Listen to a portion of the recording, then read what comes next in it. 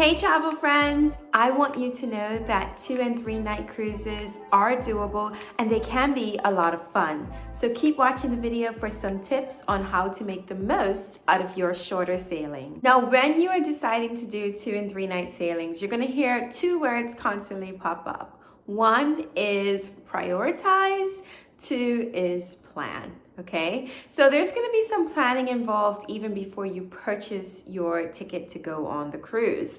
And I want you to think about, okay, what kind of cruise do I want to have? That's the first tip. Is it a party cruise? Do you want to just drink, dance, and let your hair down? Is it an adventurous cruise where you actually want to go to an interesting port of call and check out a new country? Or is it just a relaxation cruise? You just want to kick your feet up by the pool, hit up the spa, and just relax. So determining what kind of cruise you want this to be, I think is a great way to start managing your expectations for a shorter cruise. It is also going to help you decide what itinerary to choose when you're looking at the various cruise ship options that are out there. Most cruise lines have those short weekend little getaways, and so if you know that you just want to do a party cruise, then you probably don't even care what the itinerary is or where the port of calls will be, because you probably don't plan on getting off the ship very much. But if you want to do something adventurous, then of course, have a look at the itinerary. You want to choose somewhere probably that you haven't been before, or somewhere that actually has things to do, and who you're traveling with as well, because that may determine what your plans are. You know, if I'm going on a trip with my girlfriends, it may be more of just like a party or a relaxing situation. But if I'm going with my children, it's not going to be relaxing, and it probably won't be a party situation either. So I may want to pay closer attention to what ports of call the cruise ship is going to. Now, once you've selected your cruise ship, now is the time to research before you go. See what activities and offerings they have on board. And from there, you can start to make a list of priorities. What are your non-negotiables? What must you do while you are on vacation? It used to be where only the smaller ships would do the 3 and 4 night cruises, but now I'm seeing where mega ships are doing these short voyages as well. So there's tons of stuff to do on these ships, from the different water slides, go-karting, rock wall climbing, the flow riding. All of this is happening within a very short time. So have a look, research your cruise, go in the, even if it's just in the notes section of your phone, jot down all of the things that you must do and the things that you want to do, so that you don't leave the cruise ship upset that you didn't get to experience it. My third tip is plan to arrive early on embarkation day. This is a tip for any sailing. I think it's great to arrive early, get your stuff together, and just the faster you get on the cruise ship, the faster your vacation begins. But for shorter sailings, you really want to make the best of your first day on board, because if you get there 11:30, 12 o'clock, that's a whole afternoon that you can fit so much into your schedule once you're on board. So I don't know how all of the cruise ships go in terms of assigning a port arrival time. I'm very familiar with Disney Cruise Line, where you have to wake up 12 a.m. Eastern Standard Time. Well, not even wake up, just like be online at that time to check yourself in, and then you can pick your port arrival time.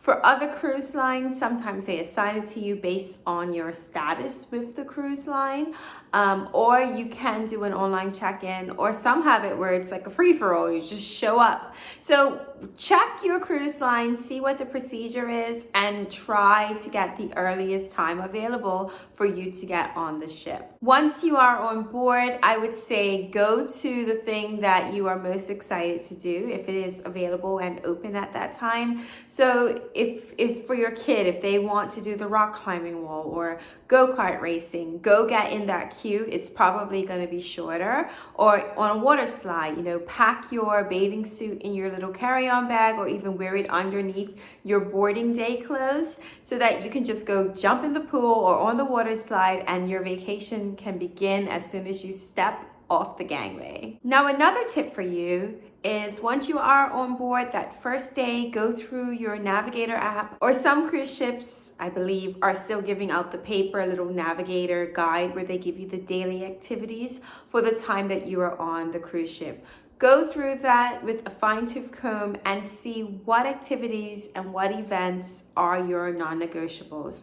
What is on that must-do list that you do not want to miss? So whether it's a Broadway show or an ice skating show or a certain dining event or a mixology class, go through that and add it to your already made list of things you want to do. Write down what times these shows are occurring, the location of the show. Also, familiarize yourself with the cruise ship. This is a big one for me.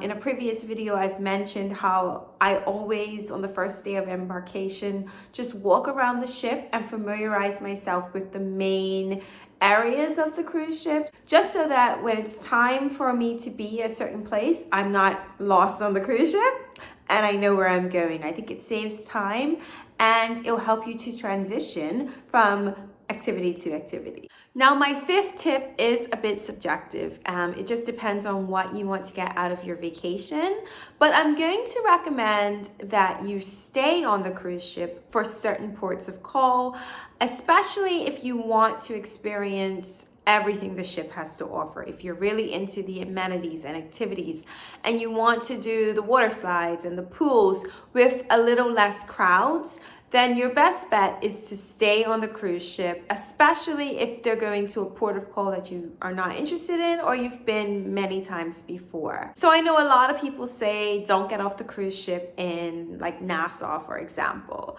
especially if you've been a few times before. And I'm not going to say that. I have gotten off in Nassau and thoroughly enjoyed myself. I always tend to find things to do. Is Nassau my favorite port? No, but I'm never going to say just don't get off. However, on a shorter sailing, and if you've been multiple times and you just don't think you'll find anything interesting, then don't get off the boat. Stay on, enjoy it when it's a little less crowded, and hopefully then you can knock off more things on your list. My next tip is to schedule in sleep and eating time. If you have a lot to get done in one day, if your schedule is jam-packed, then you're going to want to have set times for eating and say where you're going to eat. Are you going to the buffet? Are you going to go eat at a specialty restaurant? You all know how it is, especially when you're traveling with a large group or your family. People want to argue about, no, I want to eat Chinese, I want Italian. It's a whole situation. So it's better to just have these things already in the plans so that you don't waste time trying to decide what to do. Also, if you have an early morning, if you know that you're going on a shore excursion, I find it helpful to have room service first thing in the morning. That way you are getting ready, people are eating, they're in the room, they're not going up to the buffet, looking for a table or waiting in a long queue while they wait to get their breakfast. Room service, I think, is a great time saver because you can do multiple things at once when you have a family. So eating, getting dressed, all at the same time, and it gets you out the door a little bit quicker. Another way to maximize your time during a short sailing is to really pay attention to the opening and closing hours of certain activities on the ship. So for example, pools usually will not stay open 24/7. I've never seen that on a cruise ship.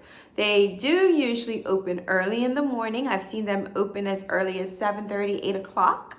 So you may want to get up early to get that quick swim in before the rest of the crowd is up and doing so. That way, check that's off your list. You may want to save the casinos for late at night because they typically will stay open into the wee hours of the morning. So you can save that for the evening when everything else is closed. Having said that, some people do what I recommend in reverse. So for example, if you want to be in the casino with less crowds, some people go during the day. It's really just subjective, these suggestions, based on what you want to do on your cruise. So if you're trying to hit jackpot and you're going to be sitting in the same seat playing the slot machine all day long, At night 2, you're hitting jackpot. Honestly, more power to you. Best of luck. My last tip is to be flexible, but most importantly, have fun. If you are not having fun, then what is the point? You spend way too much money going on vacation to not enjoy it and say this is money well spent. So I do think being flexible is always a great idea, especially when you're traveling, because things may not go according to plan. And honestly, that's just life. That's how things go. But I think having those must-dos or those non-negotiables on your list, and then once they're gone, you kind of see everything else as a bonus. I think that's a great way to look at a shorter vacation.